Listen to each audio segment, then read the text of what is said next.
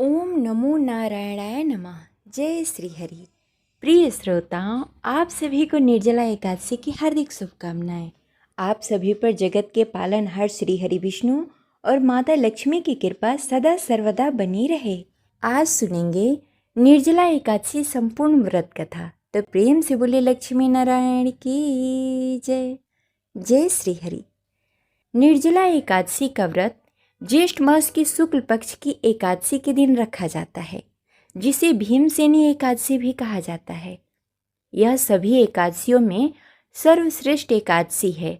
माना जाता है कि निर्जला एकादशी का व्रत रखने से 24 एकादशियों के पुण्य फल के बराबर पुण्य फल प्राप्त होता है। इस एकादशी का व्रत करने से समस्त पाप नष्ट हो जाते हैं और पुण्य फल की प्राप्ति होती है और भगवान विष्णु की कृपा बनी रहती है। तो आइए इस पावन दिन पर भगवान विष्णु और माता लक्ष्मी को नमन करते हुए सुनते हैं निर्जला एकादशी संपूर्ण व्रत कथा। तो प्रेम से बोलिए लक्ष्मी नारायण की जय। जय श्री हरि। निर्जला एकादशी की पौराणिक कथा के अनुसार, जब सर्वज्ञ वेद व्यास जी ने पांडवों को चारों पुरुषार्थ धर्म, अर्थ, काम और मोक्ष देने वाली एकादशी व्रत का संकल्प कराया था, तब युधिष्ठिर ने कहा, हे जनार्दन, ज्येष्ठ मास के शुक्ल पक्ष में जो एकादशी पड़ती है, कृपया उसका वर्णन कीजिए।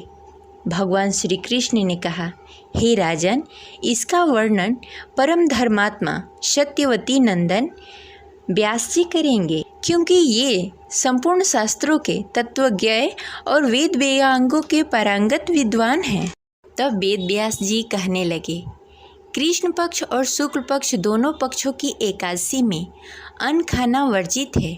द्वादशी के दिन स्नान करने के पश्चात फूल और जल से भगवान केशव की पूजा करें। फिर नित्य कर्म समाप्त होने के पश्चात पहले ब्राह्मण को भोजन कराएं, तत्पश्चात स्वयं भोजन ग्रहण करें। यह सुनकर भीमसेन बोले, परम बुद्धिमान पितामह, मेरी उत्तम बात सुनिए। राजा युधिष्ठिर, माता कुंती, द्रौपदी, अर्जुन, नकुल और सहदेव ये एकादशी को कभी भोजन नहीं ग्रहण करते तथा मुझे भी हमेशा यही कहते हैं कि भीमसेन, एकादशी को तुम भी न भोजन करो, परंतु मैं उन लोगों से यही कहता हूँ कि मुझे भूख नहीं सही जाएगी। भीमसेन की बात सुनकर व्यास जी ने कहा, यदि तुम नर्क को दूषित समझते हो और स्वर्ग की प्राप्ति अभीष्ट है, और तो दोनों पक्षों की एकादशी के दिन भोजन नहीं करना चाहिए। भीमसेन बोले, महाबुद्धिमान पितामह, मैं आपके सामने सच कहता हूँ, मुझसे एक बार भोजन करके भी व्रत नहीं किया जा सकता, तो फिर उपवास करके मैं कैसे रह सकता हूँ। मेरे उदर में वृक नामक अग्नि सदा प्रज्वलित रहती है, अतः जब भी बहुत अधिक खाना खाता हूँ तभी यह शांत होती है। इसलिए महामुने, मैं पूरे वर्ष भर में केवल एक ही उपवास कर सकता हूँ, जिससे स्वर्ग की प्राप्ति सुलभ हो तथा जिसके करने से मैं कल्याण का भागी हो सकूँ। ऐसा कोई एक व्रत निश्चय करके बताइए, मैं उसका यथोचित रूप से पालन करूँगा। व्यास जी ने कहा, भीम, ज्येष्ठ मास में सूर्य वृक राशि पर हो या मिथुन राशि पर शुक्ल पक्ष में जो एकादशी हो, उसका यत्न पूर्वक निर्जल व्रत करो। केवल कूला या आचमन करने के लिए मुख में जल डाल सकते हो। उसको छोड़कर किसी प्रकार का जल विदान पुरुष मुख में न डालें, अन्यथा व्रत भंग हो जाता है। एकादशी को सूर्योदय से लेकर दूसरे दिन सूर्योदय तक मनुष्य जल का त्याग करे तो यह व्रत पूर्ण होता है। तदंतर द्वादशी को प्रभात काल में स्नान करके ब्राह्मण को विधि पूर्वक जल और सुवर्ण दान करे। इस प्रकार सब कार्य पूरा करने के पश्चात पुरुष ब्राह्मण के साथ भोजन करे तो वर्ष भर में जितनी एकादशियाँ होती हैं, उन सबका फल निर्जला एकादशी का पालन मात्र से मनुष्य प्राप्त कर लेता है। इसमें तनिक भी कोई संदेह नहीं है।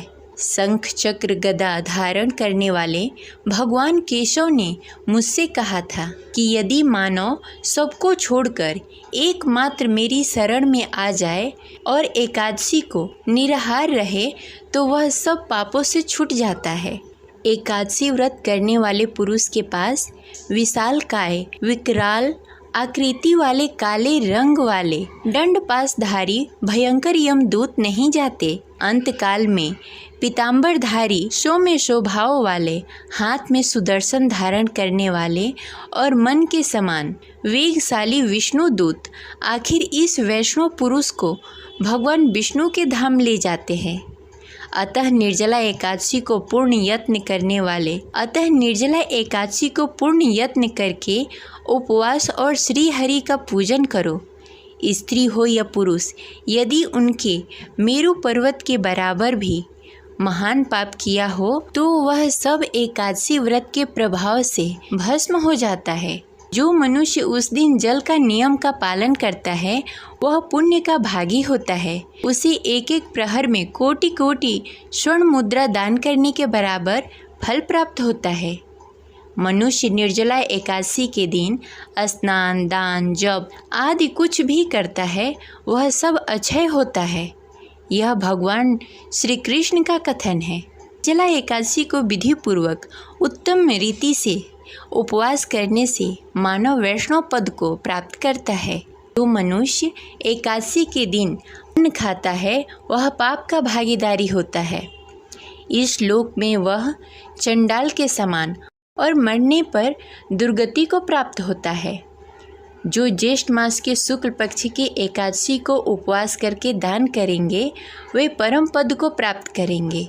जिन्होंने एकादशी को उपवास किया है वो ब्रह्म हत्या, शराबी, चोर तथा गुरुद्रोही होने पर भी सब पापों से मुक्त हो जाता है। कुंती नंदन, निर्जला एकादशी के दिन श्रद्धा पूर्वक स्त्री और पुरुष के लिए जो विशेष दान और कल्याण विहित है उन्हें सुनो। उस दिन जल में शयन करने वाले भगवान विष्णु का पूजन करो और जलमयी धेनु का दान करना चाहिए अथवा प्रत्यक्ष धेनु या घृतमयी धेनु का दान उचित है। पर्याप्त दक्षिणा और भांति भांति के मिष्टानों द्वारा यत्नपूर्वक ब्राह्मणों को संतुष्ट करना चाहिए। ऐसा करने से ब्राह्मण अवश्य ही संतुष्ट होते हैं और उनके संतुष्ट होने पर श्री हरि मोक्ष प्रदान करते हैं। जिन्होंने सम दम और दान में प्रवृत्त हो श्री हरि की पूजन और रात्रि जागरण करते हैं, इस निर्जला एकादशी का व्रत किया है, उन्होंने अपने साथ बीती हुई 100 पीढ़ियों और आने वाली 100 पीढ़ियों को भगवान वासुदेव के परम धाम में पहुंचा दिया है। निर्जला एकादशी के दिन अन्न, वस्त्र, गौ, जल, शैया, सुंदर आसन, कमंडल तथा छाता दान करना चाहिए। जो श्रेष्ठ तथा सुपात्र ब्राह्मण को जूता दान करता है वह सोने के विमान पर बैठकर स्वर्गलोक में प्रतिष्ठित होता है। भीमसेन, ज्येष्ठ मास के शुक्ल पक्ष की जो शुभ एकादशी होती है उसका निर्जला व्रत करना चाहिए। उस दिन श्रेष्ठ ब्राह्मणों को शक्कर के साथ जल के घड़े का दान करना चाहिए। ऐसा करने से मनुष्य भगवान विष्णु के समीप पहुंचकर आनंद का अनुभव करता है। तत्पश्चात द्वादशी को ब्राह्मण को भोजन कराने के बाद स्वयं भोजन करो। जो इस प्रकार पूर्ण रूप से पाप नाशिनी एकादशी का व्रत करता है वह सब पापों से मुक्त होकर आनंदमय पद को प्राप्त होता है। यह सुनकर भीमसेन ने भी इस शुभ एकादशी का व्रत आरंभ कर दिया। तब से यह लोक में पांडव द्वादशी के नाम से विख्यात हुई। ज्येष्ठ शुक्ल पक्ष एकादशी के दिन भगवान श्री कृष्ण ने देवी रुक्मणी का हरण किया था, अतः यह एकादशी रुक्मणी हरण एकादशी के नाम से भी जानी जाती है। ये रही आज की कथा। आशा करते हैं आपको अच्छी लगी होगी। अब चलिए सुनते हैं माता तुलसी की कथा। एक परिवार में ननद और भाभी रहा करती थी। ननद अभी कुंवारी थी। वह तुलसी जी की बड़ी सेवा किया करती थी, पर भाभी को यह सब फूटी आंखों नहीं सुहाता था। कभी कभी तो वह गुस्से में कहती कि जब तेरा विवाह होगा तो तुलसी ही खाने को दूंगी और तुलसी ही तेरे दहेज में दूंगी। कुछ समय बीतने के बाद जब ननद की शादी हो रही थी तब उसकी भाभी ने बारातियों के सामने तुलसी का गमला फोड़कर रख दिया। भगवान की कृपा से वह गमला स्वादिष्ट व्यंजनों में बदल गया। गहनों के बदले भाभी ने ननद को तुलसी की मंजरी पहना दी तो वह सोने के आभूषण बन गए। वस्त्रों के स्थान पे तुलसी के चौतरे पे रखा हुआ कलावा उसे पहना दिया। वह रेशमी वस्त्रों में बदल गए। जब उसकी विदाई हुई तब उसकी भाभी ने तुलसी को ही उसके साथ दे दिया। ससुराल में उसके दहेज आदि की बहुत ही बड़ाई हुई। इस पर भाभी को बड़ा ही आश्चर्य हुआ और तुलसी जी की पूजा का महत्व उसको समझ में आ गया। भाभी की एक लड़की थी। वह अपनी लड़की से कहती कि तू भी तुलसी की सेवा किया कर, तुझे भी बुआ की तरह फल मिलेगा। पर लड़की का मन तुलसी की सेवा करने में नहीं लगता था। ऐसे ही दिन बीतते गए। कुछ दिनों के बाद लड़की के विवाह का समय आया तो भाभी ने सोचा जैसा व्यवहार मैंने ननद से किया था उसी के कारण उसे इतनी इज्जत मिली, क्यों न मैं अपनी लड़की के साथ भी वैसा ही व्यवहार करूं। उसने तुलसी का गमला फोड़कर बारातियों के सामने रख दिया, परंतु इस बार मिट्टी मिट्टी ही रह गई। मंजरी और पत्ते भी अपने पूर्व रूप में ही रह गए तथा कलावा भी उसी रूप में रह गया। सभी बाराती भाभी की बुराई करने लगे। ससुराल में सभी लड़की की बुराई कर रहे थे। भाभी ननद को कभी घर नहीं बुलाती थी। भाई ने सोचा मैं ही बहन से मिलाऊं।